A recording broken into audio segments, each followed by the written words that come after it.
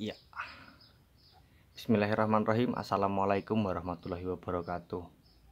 Selamat pagi, selamat beraktivitas seperti biasa ya guys. Guys, kali ini di depan kita ada shock bekas unit Avanza, Ford Ranger sama shock belakangnya Innova ya guys. Nah, kali ini aku mau kasih tahu ke kalian, kasih info tentang bagaimana sih ciri-ciri shock yang sudah mati itu. Nah, sebenarnya shock itu disebut mati itu karena kebiasaan kita ya guys, kebiasaan orang-orang desa atau non teknik. Sebenarnya kalau di bahasa teknik itu nggak ada sebutan mati itu. Biasanya shock itu diganti berdasarkan kilometer ataupun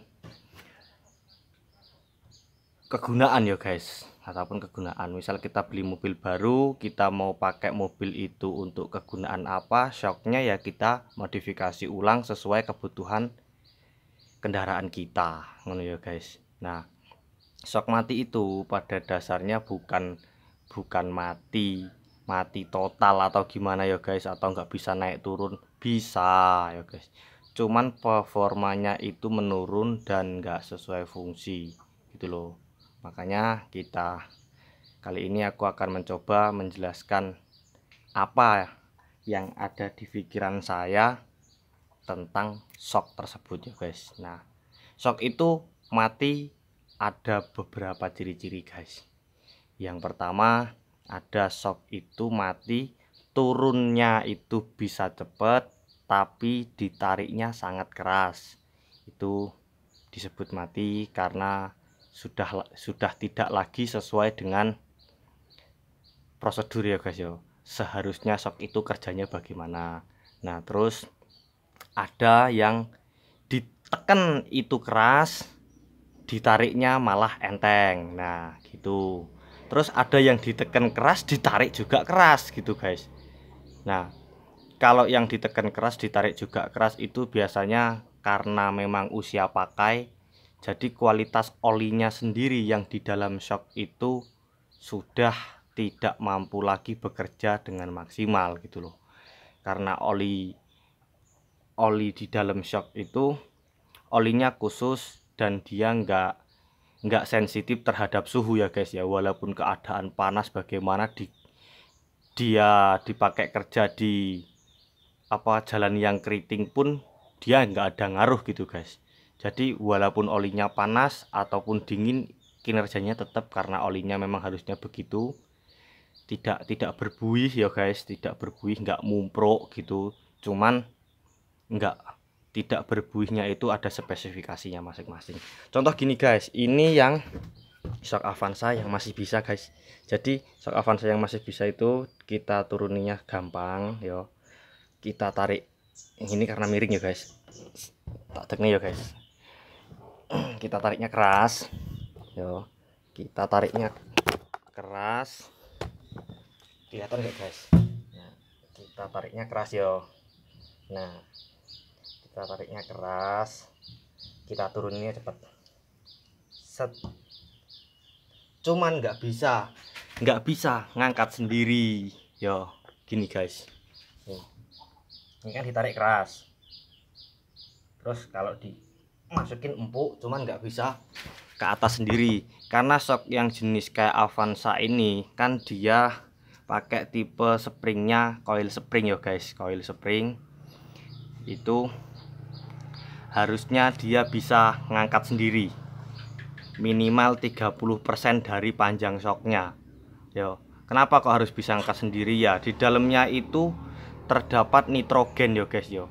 Jadi nitrogen itu juga sama, angin nitrogen itu tidak sensitif terhadap panas atau kejutan jenis apapun. Jadi tekanan olinya misalkan 5 dikocok dengan suhu panas, dengan suhu apa, tetap kompresinya segitu. Jadi makanya kalau shocknya itu ditekan, kalau baru ya guys, ditekan, dia akan ngangkat sendiri minimal 30% dari panjang shocknya gitu. Terus sebenarnya kalau kita ngomongin shock itu ada rumusnya ya guys yo. Pokoknya seingatku itu kalau kita ngitung shock itu rumusnya sekitar 30-30%an gitu guys. Jadi kompresi yang harus dimiliki sebuah shock untuk fungsi tertentu minimal 30% dari panjang shocknya. Modote mau kayak guys, modote minimal 30%. Terus kekerasannya atau daya hisap waktu kita tarik ini tadi guys, itu minimal juga 30% dari kerasnya per yang kita gunakan gitu. Makanya kadang-kadang seseorang itu menyebut suatu shock mati itu salah. Dia bilang keras mati ya guys, tapi sebenarnya nggak mati. Dia itu keras karena kompresi dan kekerasan pernya itu sama. Jadi turunnya itu waktu dia turun itu keras ya.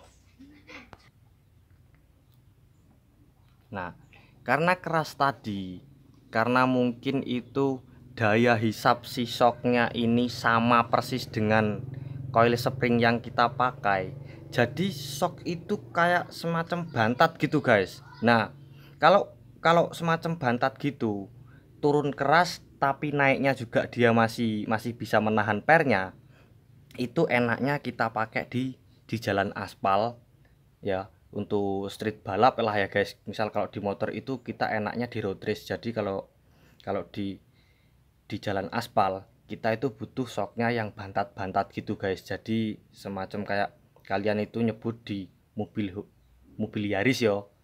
Di mobil Yaris itu kenapa kok shocknya dipakai di jalan jelek itu nggak enak, bantat jedok-jedok atau gimana gitu guys ya. Ya memang dia diperuntukkan untuk dari pabrikannya untuk di jalan-jalan yang halus. Beda lagi kalau kalian nemu yang jenis ini shocknya, ini ori guys, ini shock orinya Ford Rangernya Bos Basri.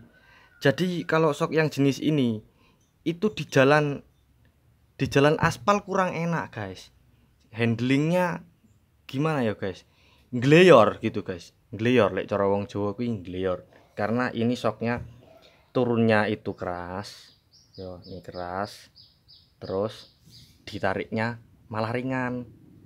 Ini kan yang buat di medan-medan off-road yo guys. Jadi shock yang jenis ini itu punya travel yang lebih panjang mainnya. Jadi masuknya gini itu agak keras cuman dalam, keluarnya itu dikit. Jadi ketika kita lewat di jalan yang gelombangnya gini banget ya, itu kita bisa stabil mainnya. Beda dengan shock yang jenis gini, jenis yang untuk di jalan aspal.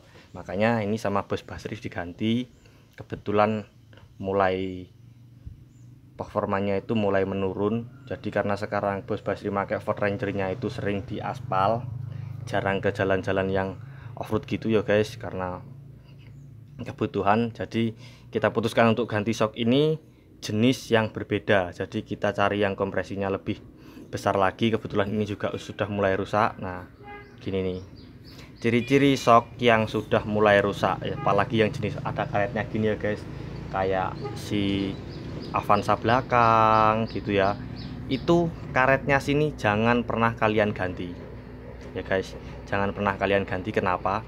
Ketika karetnya ini sudah rusak, itu menandakan bahwa shocknya itu sudah tidak lagi bisa berfungsi dengan sebenarnya gitu loh. Kenapa? Biasanya dia mati gini guys, ditekan turunnya keras, ditariknya juga keras, lebih keras. Dan kalau Avanza kan kita main di belakang gini ya guys, memang anteng mobilnya ketika shocknya ini matinya keras, full keras, karena olinya mengental ya guys. Jadi karetnya itu tetap rusak terus gitu loh. Meskipun kalian gantinya diberes di mana, ganti karetnya aja tetap aja pecah gitu loh. Karena memang sudah tidak lagi bisa berfungsi dengan sesungguhnya gitu. Terus kalau yang jenis pakai karet-karet gitu kayak L300 depan, Avanza belakang ya guys, terus Innova jenis ini Nah, ini Innova yang sorry, ini bukan Innova, ini punya Fortuner tapi dulunya tak pasang ke Innova karena kebutuhan kita travel ya guys. Unit yang kita pakai itu Innova, digunakan untuk jasa angkutan manusia ya guys, atau travel itu di jalan yang jelek. Di jalan yang jelek kebetulan kita cari substitusinya, nemu orangnya tetap minta yang ori, nggak pengen aftermarket ya, jadi tak carikan punya Fortuner orinya, kita pasang ke Innova. Nah, shock ini yang tak simpen ini sebenarnya masih bisa kepakai, cuman terpaksa tak simpen di gudang karena kalau kita lihat bentuk fisiknya itu sudah tidak lagi meyakinkan ya guys. Jadi ini buat serep ketika ada orang yang ingin mencoba atau merubah suspensinya untuk kebutuhan tertentu, ini tak pakai sampel. Jadi ini tak pasang ke mereka suruh rasain dulu gimana rasanya, kira-kira cocok apa enggak rasanya. Begitu konsekuensinya kita misal kita ganti shock ini nanti rasanya itu berbeda ketika di halusnya, di jalan halus bagaimana, di jalan yang gelombang bagaimana, itu biar mereka yang menentukan. Ini tak pakai buat sampel, tak pasang ke kendaraan mereka. Ketika mereka cocok menggunakan shock ini, oke, kita beli shock yang jenis ini dipasang ke kendaraan atau ke unit yang mereka pakai buat kerja sesuai kebutuhan kerja mereka apa gitu ya guys. Jadi kalau untuk tipsnya, kalau untuk jenis-jenis Avanza itu karet-karet ini jangan pernah diganti ya guys. Ini sampai tak buatin nih, tak buatin pakai karet ban bubutan ya guys. Tak buatin ini, aku bikinnya pakai karet per belakang mobil biasa gitu ya guys. Tak bubut, tak masukin di sanyo bekas. Aku nyontoh membuat ini dari tukang karet, spesialis karet yang suka bikin atau rekondisi busing sayap itu ya guys ya, busing sayap atau lower arm. Aku pernah kan buat video di sana meskipun sebentar. Jadi aku nyontoh bikin ini karena karetnya ini kan cuma kecil, aku bisalah dapetin bahannya itu yang setengah jadi di pasar atau di toko penjual spare part, terus tak bikin lagi bentuknya kayak gini. Rapi ya guys, rapi. Tapi ini sempat menceng opo lek wong Jawa modot, karena memang ini fungsinya sudah lagi tidak seperti fungsinya. Jadi ini tetap aja lari guys, nggak mungkin nggak, karena memang shocknya itu ya sudah dapat dikatakan matilah ya guys. Jadi dia itu dituruninya keras, ditariknya juga keras gitu. Makanya kalau karet tetap aja kalah gitu loh. Nah, terus kalau hitungan yang persen tadi aku dapat itu dari beberapa mekanik tuning shock ya guys. Tuning shock, mereka itu orang-orang yang biasa meracik shock untuk kendaraan balap motor maupun mobil ya guys. Jadi karena aku hobi itu juga, hobi hal-hal begini, shocknya itu aku tetap bikin ke mereka gitu sembari aku belajar. Dan karena kalau jenis shock mobil ini kan nggak bisa nih kita bongkarin, kecuali shock depan ini nih. Shock depan ini kan kita bisa nih bongkarin, kita bisa ganti olinya sesuai kebutuhan. Cuman kan repot ya guys, kita mesti bongkar untuk menentukan olinya sendiri. Kita butuh pengalaman gitu kan guys. Jadi tak putusin nggak usah lah gini-gini.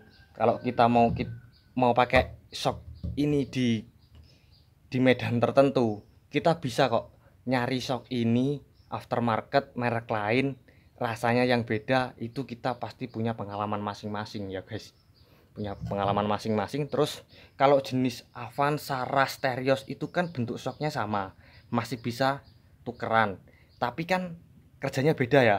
Yang di Rush Toyota Rush atau Daihatsu Terios itu gimana, yang di Avanzanya bagaimana, kita bisa substitusi, saling substitusi gitu kan. Jadi untuk sok-sok yang bisa ditukar-tukar gini masih bisa lah guys kita ngeracik sendiri, meskipun kita harus beli gitu loh. Dan beli juga nggak terlalu mahal ya guys. Nah kalau sok-sok jenis motor itu kan karena memang mereka sudah berpengalaman, jadi aku bikin ke mereka, terus aku pelajari juga cara settingnya. Karena ketika aku menemukan lintasan yang berbeda, itu aku bisa sharing sama mereka, bos kok shocknya di lintasan ini seperti ini ya. Oh iya mas, itu springnya kurang keras, coba dikerasin sekian persen misal yo, dikerasin sekian persen. Terus bobot jokinya berapa mas, bobot jokinya sekian. Oke, sampean setting untuk bobot jokinya dulu, baru setting ribbon atau kompresinya. Nah di bagian itu nanti ada kawanku yang youtuber tentang motor ya guys. Doain aja, insya Allah proyek tahun ini selesai. Jadi aku punya proyek tahun ini, aku bakal bangun motor lagi, satu motor lagi yang baru dan yang mungkin jarang kalian lihat di lintasan balap gestrek sebelumnya. Tetap bebek nanti bakal tak reviewin ke kawanku itu. Mungkin nanti istilahnya ya guys, si kawanku itu ngevlog ke aku. Nanti waktu aku ngerakit motornya, dari kita ngerakit, kita setting, kita tes buat balap di event.